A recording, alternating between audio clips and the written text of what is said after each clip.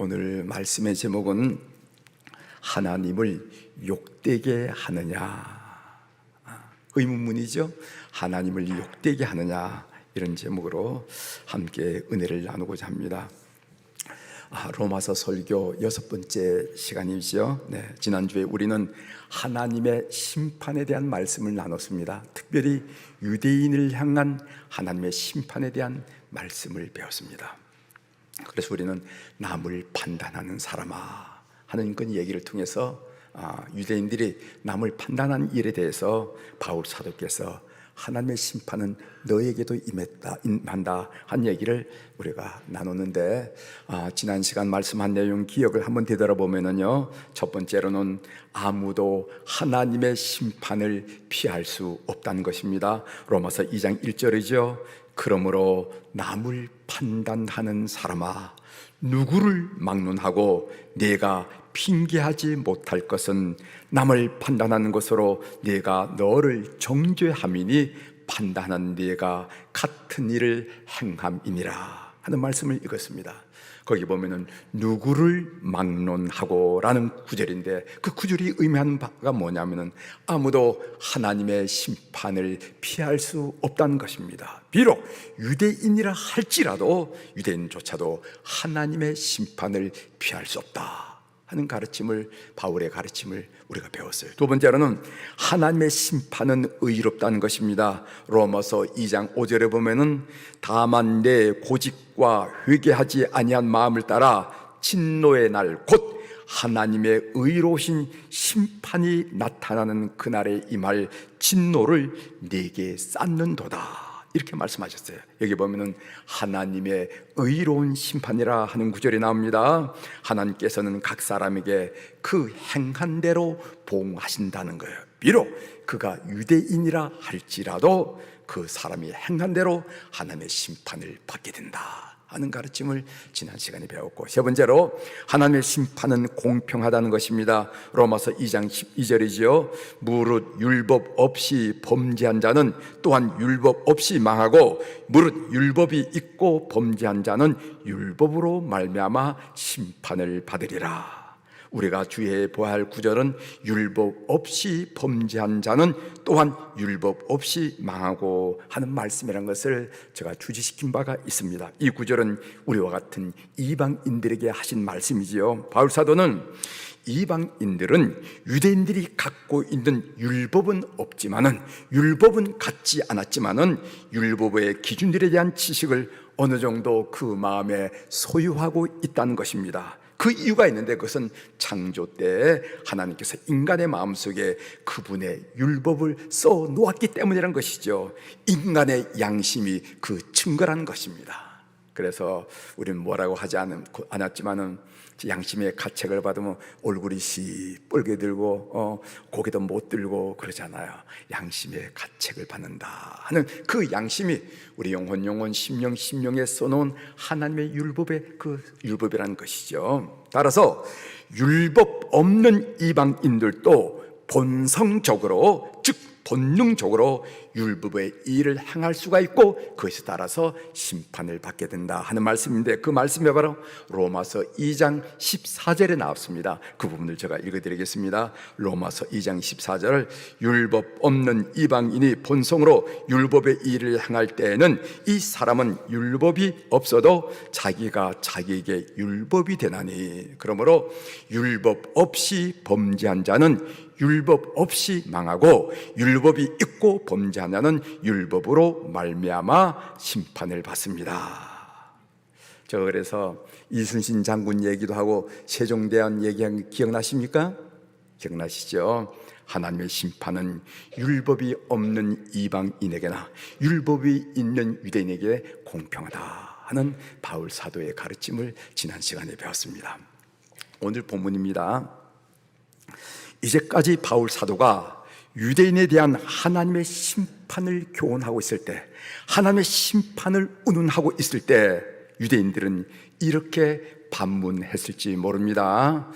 이 반문의 내용은 성경에 나오지 않지만은 그 로마서의 전체 논리를 보면은 이런 반문이 틀림없으리라 하고 우리가 추정할 수가 있어요. 어떤 반문이냐 하면은 바울 사도요, 당신은 지금 우리 유대인을 이방인들과 동일하게 취급하고 있는데 우리에게 율법과 할례가 있다는 사실을 잊었습니까?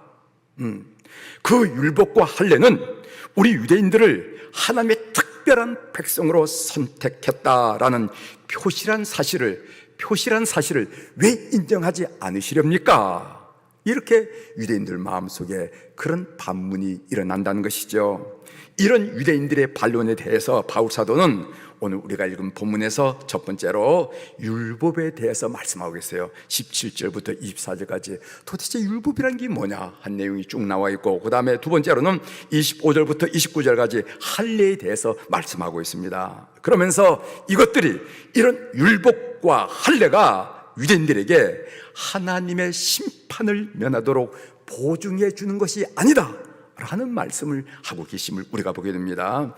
이제 바울의 대답을 한번 구체적으로 좀 살펴보려고 하는데, 여러분, 성령께서 여러분들 속에 임하셔서 큰 감동과 은혜를 받는 이 시간이 되길 바랍니다. 여러분, 다른 설교도 여러분들이 집중하시겠지만 또 집중하시지만은 이 로마서 설교는 정말 성경 한 구절 한 구절에 집중하지 않으면은 그 중요한 그 가치 은혜를 우리가 놓치게 된다는 것이죠. 제가 여러분들이 성경을 읽자 하면 성경 읽으시고 또 스크린 통해서 보시면서 한마디 한마디 의미하는 것 무엇인지 여러분 깨달아서 은혜가 여러분 가운데 충만히 임하는 이 시간 이 되기를 주의 이름으로 축원합니다. 먼저 율법에 대한 얘기를 하는 거예요.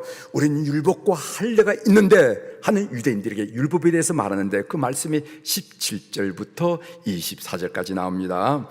본문에서 바울 사도는 유대인들이 가지고 있는 율법에 대한 잘못된 자긍심을 책망하고 있습니다. 유대인은 실제로 율법으로 인한 민족적인 우월감에 도취되어 있었습니다. 바울 사도는 유대인들의 자부심과 자기 과신을 묘사하기 위해서 오늘 성경에 보면 8가지 동사를 사용하면서 너희들이 율법에 이렇게 과신하고 있고 이런 자긍심을 갖고 있지 않느냐 한 얘기를 지적하는데 그 동사가 8가지가 나옵니다. 한번 살펴보도록 하겠습니다. 17절에 보면은요, 유대인이라 불리는 이런 말씀이죠.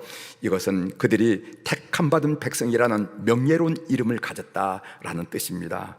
또 이어서 율법을 의지한다는 말인데 그들은 신의 손에서 받은 율법을 재앙을 막아줄 방패로 신뢰한다는 뜻이죠. 그 다음에 이어서 하나님을 자랑한다는 말인데 이것은 유대인들이 하나님을 독점하고 있다는 자부심을 표현한 말입니다. 그 다음에 이어서 보면은 율법의 교훈을 받아, 유대인의 탁월한 도덕적 분별력은 율법의 교훈을 받았기 때문이라는 것이죠. 또 이어서 하나님의 뜻을 알고, 이방인들은 하나님의 뜻을 간접적으로 알게 된지는 모르지만 유대인들은 하나님의 뜻을 직접적으로 계시받았다 하고 자랑하는 것입니다. 그 다음에 지극히 선한 것을 분간하다는 말이 있는데 유대인들만이 선한 것을 분간하는데 탁월한데 이것은 율법을 받았기 때문이라고 얘기하는 거죠.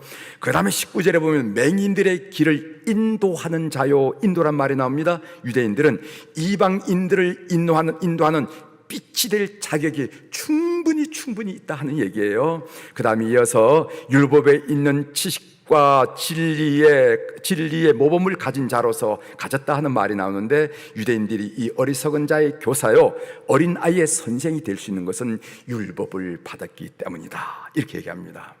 이 8개의 동사가 나타내는 것처럼 유대인들은 율법에 대해서 엄청난 자부심을 가지고 있어요. 한번 세상을 한번 둘러보라는 거예요. 미국 사람을 봐라, 영국 사람을 봐라, 러시아 사람을 봐라. 언제 하나님으로부터 율법을 받은 적이 있느냐? 오직 우리 유대인들만 하나님으로부터 직접적으로 율법을 받았다. 이렇게 그들이 긍지를 느끼고 엄청난 자부심을 갖고 있다는 것입니다. 율법은 유대인들의 삶의 터전이었어요. 유대인의 삶은 율법에서 시작해서 율법으로 끝난 삶이 유대인들의 삶입니다.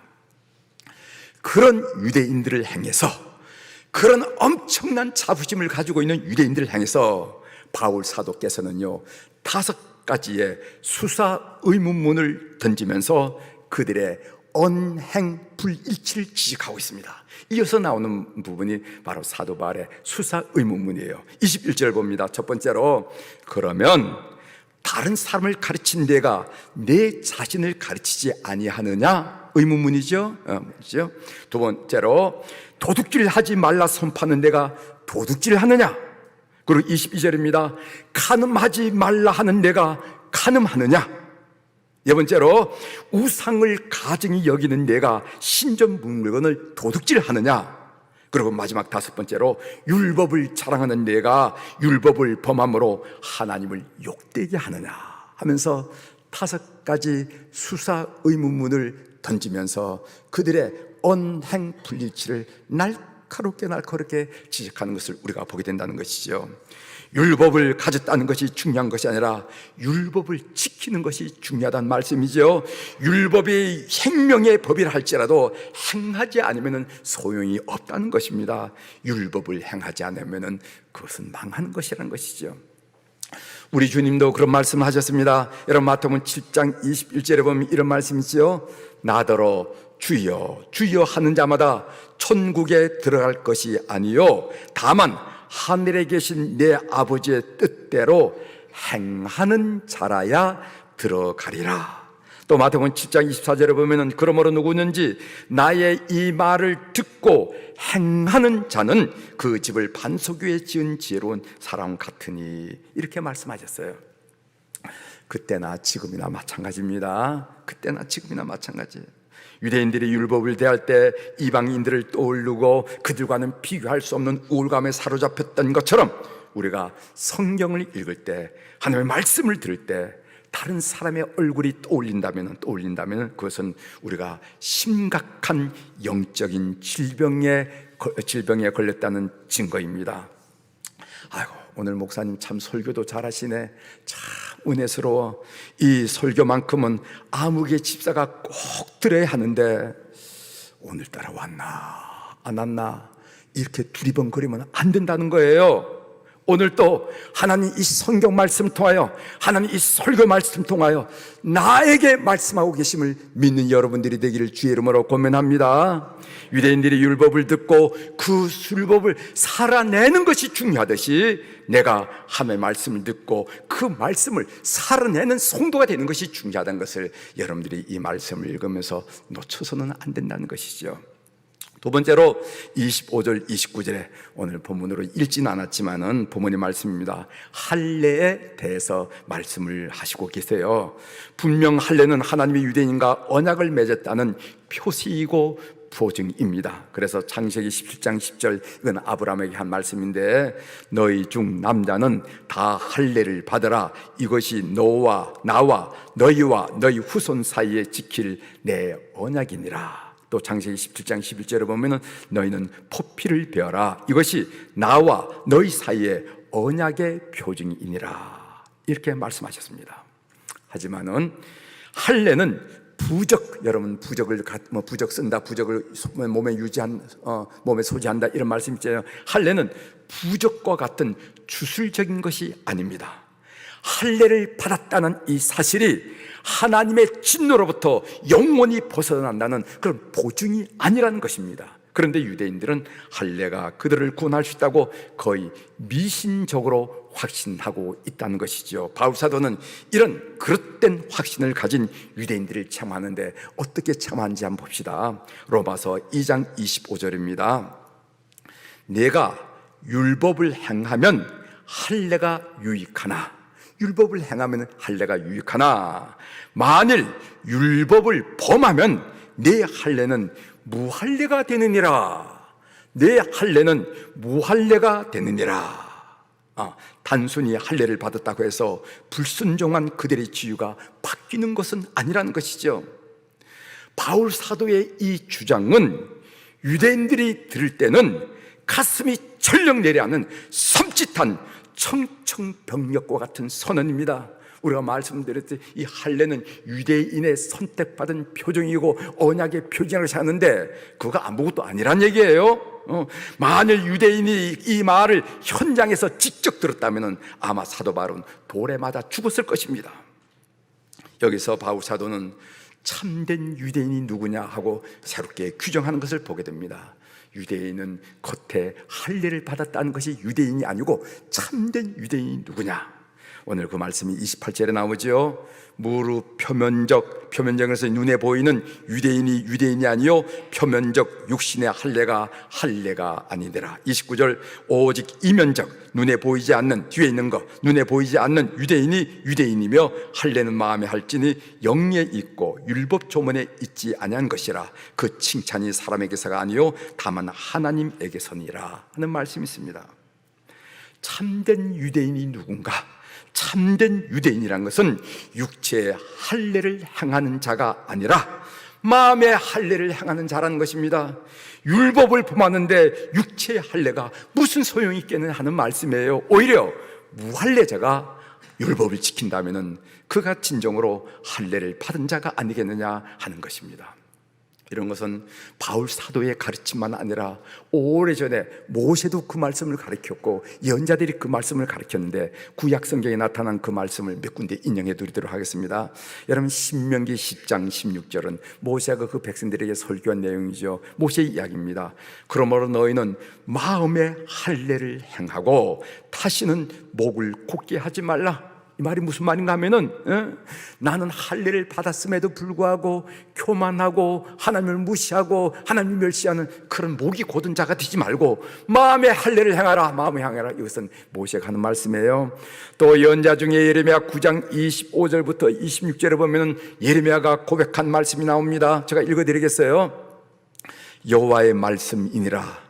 보라 날이 이르면은 할례 받은 자와 할례 받지 못한 자를 내가 다 벌하리니 곧 애굽과 유다와 에돔과 암몬 자손과 모압과 및 광야에 살면서 살적을 깎은 자들에게라. 살적을 깎은 자라, 이거 할례했단 거죠. 살적을 깎은 자들에게라. 무릇 모든 민족은 할례를 받지 못하였고 이스라엘은 마음에 할례를 받지 못하였느니라 하셨느니라.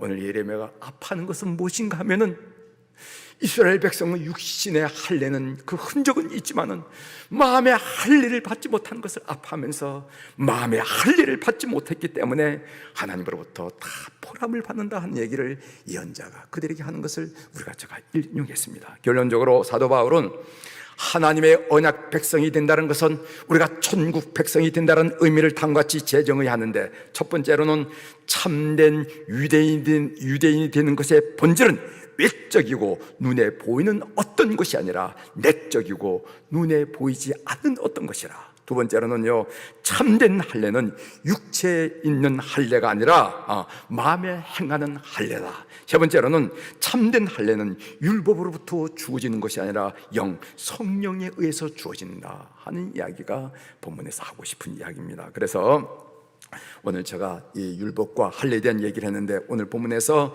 로마서 2장 17절부터 29절에 나타난 이 바울 사도가 하고 싶은 얘기가 뭔가, 그것은요 한마디로 이렇게 규정할 수가 있을 것입니다. 하나님의 언약 공동체의 이론임을 드러내는 궁극적인 표시, 천국 백성임을 드러내는 진정한 증거는 할례와 율법을 가졌다는 것이 아니라 할례와 율법이 요구하는 것을 순종하면서 사는 삶이라 하는 것을 오늘 바울 사도가 가르치고 싶었던 것이에요. 제가 어제 본문을 묵상하는 가운데 저희 마음속에 크게 도전한 말씀 여러분들에게 소개해드리도록 하겠습니다. 28절입니다. 무릇 표면적 유대인이 아니요 표면적 육신의 할례가 아니니라. 29절 오직 이면적 유대인이며 할례는 마음에 할지니 영에 있고 율법 조문에 있지 아니한 것이라. 이 말씀이 오래도록 마음에 남겼습니다.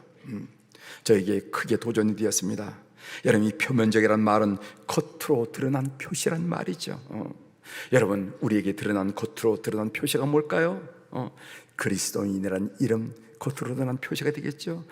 성도란 이름, 겉으로 드러난 표시가 되겠죠. 집사, 권사, 장로, 목사란 직분, 겉으로 드러난 표시가 되겠죠. 그러나 그게 중요하지 않다는 겁니다. 그 이름이 우리를 구원하지 못한다는 거예요. 그 이름이 우리를 천국으로 인도하지 못한다는 겁니다. 이걸 지금 바울 사도가 우리들에게, 오늘 21세기에 살고 있는 우리들에게 교훈한 바예요. 여러분, 이면적이라는 말은 겉으로 드러나지 않은 속에 있는 표시라는 것입니다. 여러분, 우리들이 잘 아는 초대교회 성도들은 익투스는 물고기라 하는 말인데, 이 익투스로 하나님의 백성임을 드러냈어요. 이 익투스란 말은 어떤 말인가 하면은 예수 그리스도 하나님의 아들 구세주라 하는 그 히라보의 말을 앞자만 썼는데, 그 앞자가 어떻게 표기되냐면 익투스로 표기되고, 그것을 물고기라 해서 물고기 모양을 하게 되는 거예요. 그 당시 초대교회 그리스도인들이 익투스라고 표현했는데, 이 익투스란 표시는 자신의 생명을 내놓는 신앙 고백이었습니다. 나 교회 다녀, 나 오늘 교회 가야 돼, 뭐 이런 정도가 아니라, 그 고난받는 그 시절에는요, 익투스라 표시하는 것은 내 생명과 바꿨습니다 라는 그런 내면에, 보이지 않는 내면에 신앙 고백이 그렇게 드러났다는 것입니다. 여러분에게 겉으로 드러나 있지 않은 속에 있는 표시는 무엇입니까? 그게 중요하다는 것이죠. 겉이 아니라 속이 중요하다는 것입니다. 그것으로 심판을 받고 그것으로 상급을 받는다는 거예요. 여러분, 천국에 가면 3번 놀란다는 얘기 아시죠? 3번 놀란답니다. 첫 번째 놀라는 것은 오지 말아야 할 사람이 천국에 왔기 때문에 놀란다는 겁니다.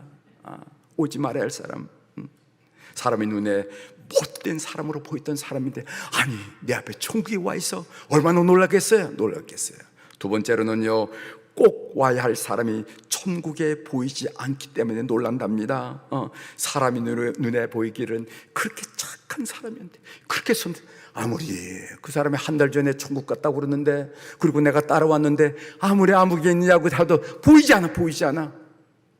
그래서 놀란다는 겁니다. 세 번째 놀라는 건 뭐냐? 나 같은 죄인이 예수님의 보혈로 천국에 갔다는 사실, 천국에 있다는 사실이 세상 놀랍다는 것입니다. 내 죄 내가 알고 있고, 내 심령 내가 알고 있고, 내 삶을 내가 알고 있는데, 나 같은 사람이 여기, 이게 천국이 아닌가? 놀랐다는 거예요.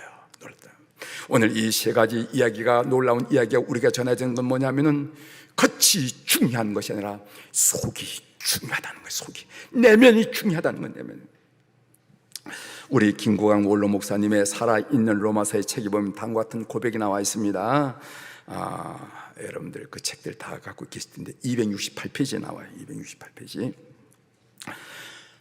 원로 목사님께서 뭐라고 했냐면은, 성경 말씀 중에 제가 가장 두려운 말씀이 2곳 있다는 거예요. 2곳. 하나는 뭐냐면 야고보서 3장 1절의 말씀인데, 그 야고보서 3장 1절의 말씀이 뭐냐면은, 내 형제들아 너희는 선생된 우리가 더 큰 심판을 받을 줄 알고 선생이 많이 되지 말라. 이 말씀이 두렵다는 겁니다. 여러분, 설교자들에게 너희가 먼저 심판받을 것을 똑똑히 알고 있으라 하는 말이 아니겠냐 이 말이죠. 그래서 그 말씀이 두렵다. 두 번째 두려운 말씀은 로마서 14장 12절에 있는 말씀인데, 이러므로 우리가 각 사람이 자기를 하나님께 직고하리라, 이런 말씀이 있어요. 직고한다는 말이 무슨 뜻인지 아시죠? 옛날 영화에 보면 사또가 죄인을 잡아다가 이 씨를 직고하렸다 이렇게 하죠. 직고하렸다. 이 말이 무슨 말이냐면은, 한마디도 감추지 말고 실토하라 하는 말이에요. 그런데 하나님 앞에서 누가 뭐라고도 하기 전에 자기가 자기의 이씨를 직고하게 된다는 겁니다. 이게 얼마나 두려운 말이에요.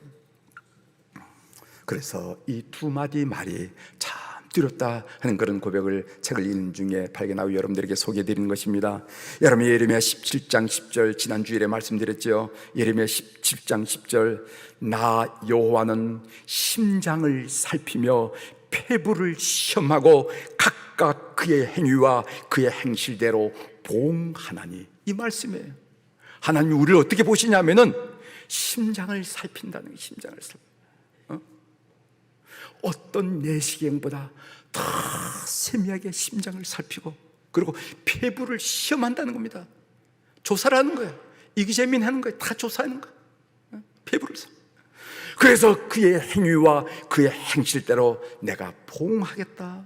여러분, 두렵지 않습니까? 저도 마찬가지입니다. 설교자로서 가장 큰 고민이 있다면은 설교대로 제대로 살지 못한다는 사실이에요. 설교대로 살지 못한다는 것이 저의 큰 고통이기도 합니다. 그래서 저의 모든 설교는 제 자신에게 하는 설교예요. 반드시 묻습니다. 나는 그래서 여러분들에게서 내가 묵상 중에 깨달은, 내가 묵상 중에 도전받은 말씀은, 내가 묵상 중에 은혜 받은 말씀은 이 말씀이다 라고 하는 것은 성경을 남을 가르치기 위한 것이 아니라 나에게 한 설교로 먼저 받으면서 나는 수없이 질문하면서 설교문을 써내려가는 교회 여러분, 목사 같은 목사가 되도록, 목사다운 목사가 되도록 저를 위해서 기도 많이 해주십시오. 간절히 기도해 주시는 여러분 되기를 주의 이름으로 부탁을 드립니다. 표면적 그리스도인은 우리의 의지로 어느 정도 만들 수 있을지 몰라요. 겉으로 드러나는 우리 표면적 그리스도인은 우리의 의지로 만들 수 있는 것일지도 모릅니다. 우리의 의지로 척할 수가 있으니까, 못 쌓인 척할 수가 있을 테니까. 그러나 이면적 그리스도인들은 우리의 의지로 만들 수 있는 것이 아니라는 것입니다.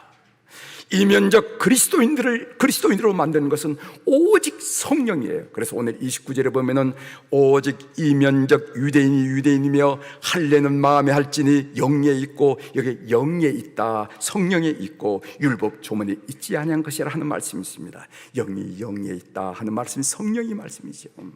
육신의 할례는 날카로운 칼을 가지면 할 수 있을지 모르지만은 마음의 할례는 오직 성령으로만 경험될 수 있고 받을 수 있다는 것입니다.